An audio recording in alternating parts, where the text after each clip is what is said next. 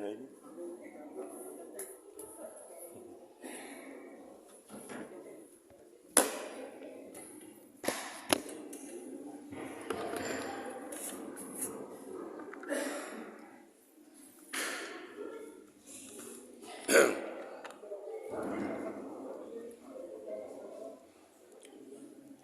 Assalamualaikum warahmatullahi wabarakatuh.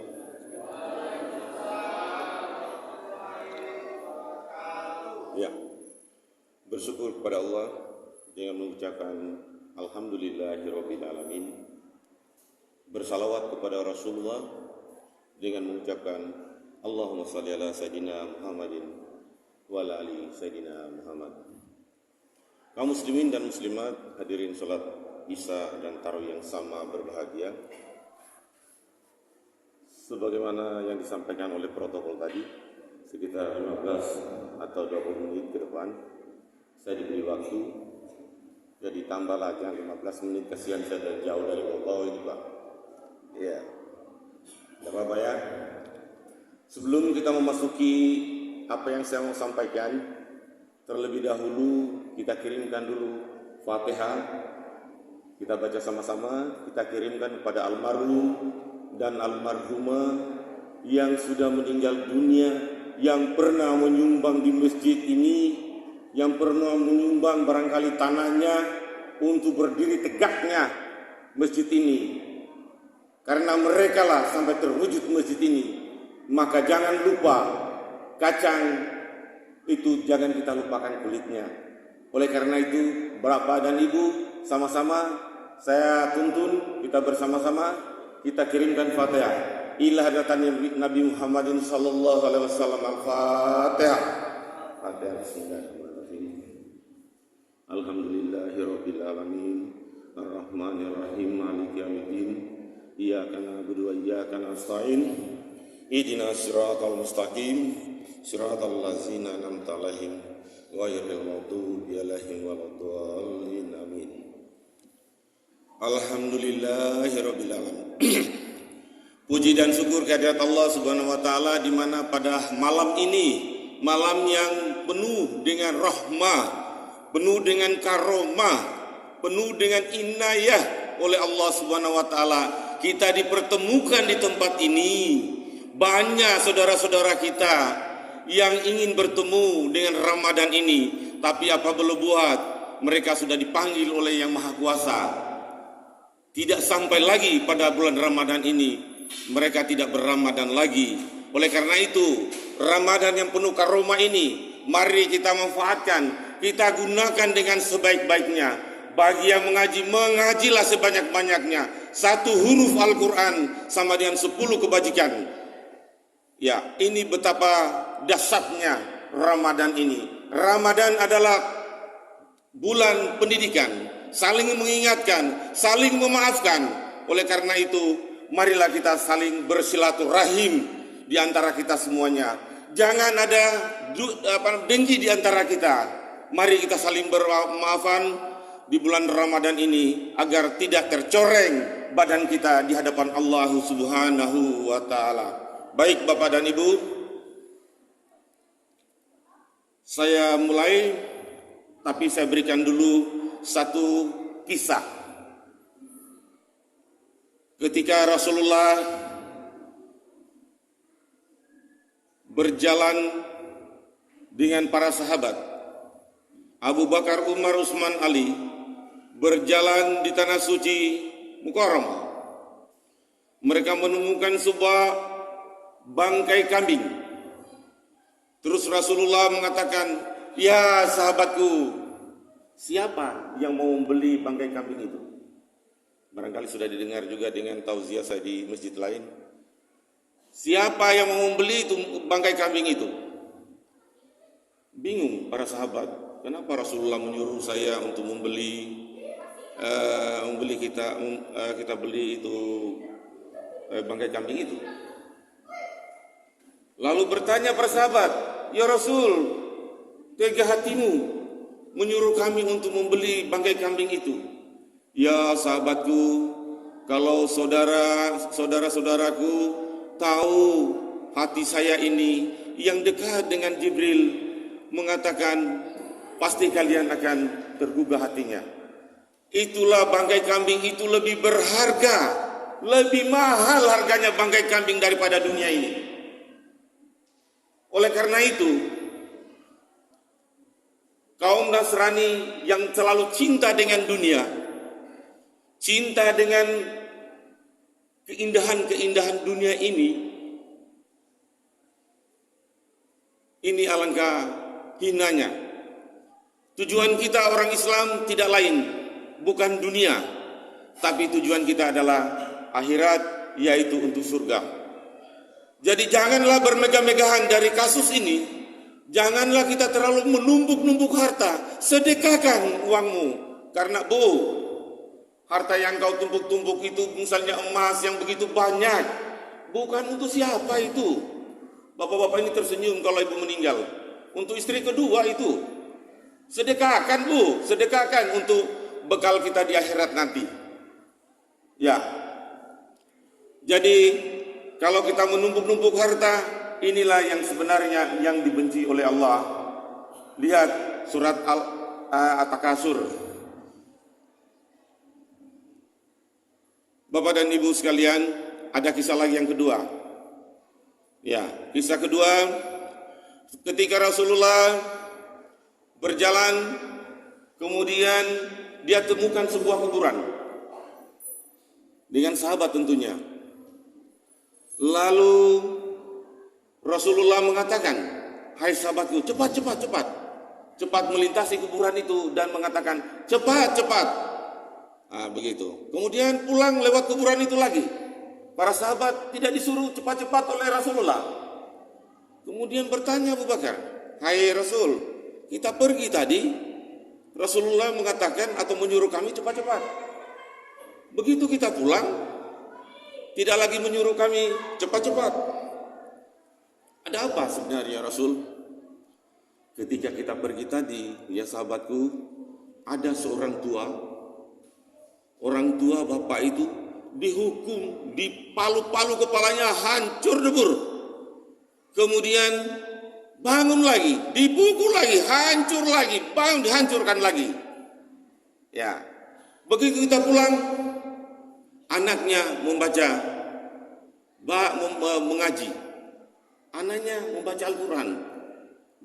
Baru saja dengan Bismillahirrahmanirrahim sudah dihentikan pukulannya. Hikmah yang terkandung dalam sini, mari kita ajak anak kita, Bu. Mari kita ajak betul-betul anak kita untuk betul-betul dia bertakwa. Ajak anak-anak kita untuk datang ke masjid ini. Ingat, ajak anak-anak kita untuk bersekolah, menuntut ilmu dengan ilmu agama. Jangan biarkan SMP sana banyak siswanya, 400 lebih. Sedih kita melihat jemaahnya hanya begini. SMA hampir 500 juga, 400 lebih. Bagaimana dengan SD? Andaikan mereka setengah saja full in masjid ini. Tapi mengapa? Oleh karena itu tugas kita untuk mengajak anak-anak kita. Ada kisah lagi satu. Ya, 15 menit ya. Nanti kode panitia, kode. Saya lihat ini bapak-bapak kalau sudah terlalu lama itu sudah banyak gerak-geriknya itu. Ya begitu. Tidak apa-apa Pak ya. Ada sebuah kisah lagi. Ya. Bapak dan Ibu, pada waktu itu dia mendung. Di Arab Saudi sana, di Tanah Suci, mendung gelap gulita. Ya. Ketika itu Rasulullah bertanya kepada Jibril, ya Jibril, kenapa dia mendung begini? Dia mau hujan, bahaya ini Tanah Suci ini, bisa kebanjiran kita ini. Dia ketawa, Jibril dia tertawa. Hai Rasul, sesungguhnya itu bukan mendung, tapi hari ini hari meninggalnya sahabatmu, yaitu Muawiyah.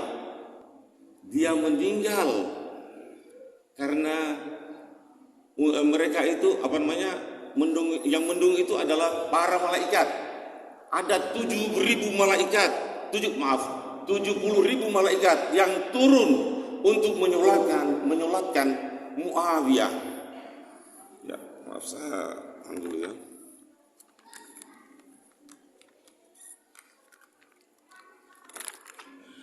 Ada 70.000 malaikat yang menyolatkan Muawiyah. Lalu bertanya Rasulullah, gerangan apa? Amalan apa Muawiyah sampai dia disolatkan oleh para malaikat begitu banyaknya, diutus oleh Allah? Ya Rasul, Muawiyah dia meninggal karena di dalam hidupnya duduk-duduk selalu berzikir dengan surat Al-Ikhlas. Surat Al-Ikhlas, saya kira biar anak TK hafal itu. Qul huwallahu ahad 3 kali dalam bulan Ramadan ini, walaupun bukan bulan Ramadan, apalagi di bulan Ramadan lipatkan sampai 10 kali. 3 kali saja kita baca sama dengan 1 khatam Quran. Bagaimana kalau misalnya sampai ribuan surat Al-Ikhlas kita baca pada bulan Ramadan ini? Jadi, Pak Ibu-ibu sambil memasak, bacalah surat Al-Ikhlas demi keselamatan kita. Satu cerita lagi. Suatu saat dimulai di perhitungan. Kata Jibril, Pak Haji maju. Diperiksa amalnya Pak Haji. Aduh, panas sekali ini ya. Pak Haji maju. Diperiksa sholatnya. Yang pertama diperiksa itu sholatnya, Bu, bukan puasanya. Puasa bisa diganti oleh anak kita. Seandainya kita sudah meninggal, banyak puasa yang kita tinggalkan masih bisa diganti oleh anak kita, cucu kita, bisa difidiakan, dipuasakan oleh anak kita, bisa. Tapi kalau sholat, atahizu minunillahi aliyatan iduruni rahmana biduri latukniyani safatun saya. Kata Allah, tidak ada alasan bagi kamu untuk tidak sholat. Tidak ada alasan bagi kamu untuk tidak menunaikan ibadah, untuk tidak berbuat baik kepada Allah, karena kamu berasal dari Dia dan kembali kepadanya. Itu Yasin 22. Kemudian diperiksa lagi, puasanya lengkap, bagus, semuanya bagus. Begitu maka kata Allah, hai Pak Haji, masuklah kamu ke dalam surga. Ridwan telah menunggumu. Tahu Ridwan, Pak? Ridwan itu malaikat penjaga surga. Silakan, dipersilakan Pak Haji masuk. Maka datanglah ke Ridwan. Di pertengahan jalan, di ambang pintu Ridwan, anaknya berteriak, ya Allah, memang ayah saya itu bahkan hukum syara, ayah saya itu penjaga masjid, sholat setiap saat. Bahkan dia berpuasa Senin Kamis. Ya. Tetapi ya Allah, demi Allah, dia tidak pernah mengajar saya membaca Al-Quran. Dia tidak pernah mengajak saya untuk sholat di masjid. Dia tidak pernah mendidik saya dalam kebajikan-kebajikan. Dia lepas saja seperti anak ayam. Dia hanya mau menyelamatkan dirinya. Oleh karena itu, saya minta kepada Allah, bagaimana tentang saya ini? Kata Allah, hai Pak Haji, masuklah kamu ke dalam neraka. Ya, Bapak dan Ibu, hikmah yang terkandung di sini, jangan hanya diri kita yang kita ajak. Mari kita ajar anak kita. Kita bawa anak kita ke panti-panti Islam, di pondok pesantren, atau di sini sudah berdiri sekolah Islam. Tadi saya di Talaga Besar, sudah pergi lagi di Talaga Besar untuk mendirikan pondok Islam. Ya, bersama Pak Kua. Ini tidak bisa kita biarkan. Anak sekarang sudah etikanya, moralnya sudah tidak baik. Baik SMK, SMA. Tapi kalau SMA sudah mulai membaik, bukan anaknya, tetapi kalau sekolahnya Pak, alhamdulillah sudah mulai baik. Saya sudah periksa kemarin, sudah bagus sekolahnya. Nanti pada 17 nanti sudah meledak ini Talaga ini. Saya bikin dengan drum bandnya di sana itu. Begitu. Bapak dan Ibu, jadi jangan hanya kita mendidik diri kita, jangan hanya kita yang datang di sini. Demi Allah, jangankan baunya surga, jangankan surga yang Anda masuki, baunya surga kita tidak akan bisa kita dapatkan ketika anak kita misalnya durhaka, ketika anak kita tidak ajak untuk bersolat atau mengaji dan sebagainya. Oleh karena itu, jangan hanya kita yang datang ke masjid ini, ajak dengan anak kita Pak. Karena anak kita itu adalah titipan Allah yang harus kita didik, yang harus kita bina. Berbahaya bagi kita ketika misalnya kita tidak mendidik mereka, tidak mampu bawa di sekolah agama. Karena berbahaya. Apalah artinya? Ya, terakhir ada sebuah solat yang selalu barangkali banyak sudah yang tahu, di saat setelah subuh, setelah sholat subuh, bagi kita yang barangkali tidak sempat naik haji atau umroh, ada sebenarnya yang disampaikan oleh Rasulullah bahwa pada saat itu setelah sholat subuh, banyak yang sudah tahu ini, ada sholat namanya sholat Isra. Sholat Isra ini penting bagi kita. Jangan sombong Pak. Memangnya besok, memangnya kita ini bisa naik haji? Belum tentu.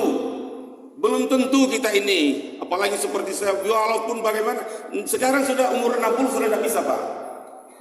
Oleh karena itu ada titipan, atau mari kita lihat Rasulullah mengatakan dari Jibril, Allah mengatakan, ya Rasul, kuberitakan gembira untuk kamu. Kalau umatmu tidak mampu naik haji, maka tunggulah di saat fajar setelah sholat subuh. 5.50, 5.47, 48, 49, 50, maka sholatlah dengan sholat Isra. Tamah kata Allah. 3 kali dia ucapkan. Tamah 3 kali. Maka dia akan mendapatkan pahala haji dan umroh. Maka kalau sudah selesai subuh Pak, jangan terlalu buru-buru lah. Tidak usah, tunggu saja dulu. Apalagi kasihan yang belum pernah naik haji. Mari kita tunggu itu biar menghapus segala dosa kita ini. Ya demikian, kebenaran datangnya hanya dari Allah. Kesalahan tentu kami. Oleh karena itu mohon dimaafkan apabila ada khilafan. Billahi taufiq wal hidayah. Assalamualaikum warahmatullahi wabarakatuh.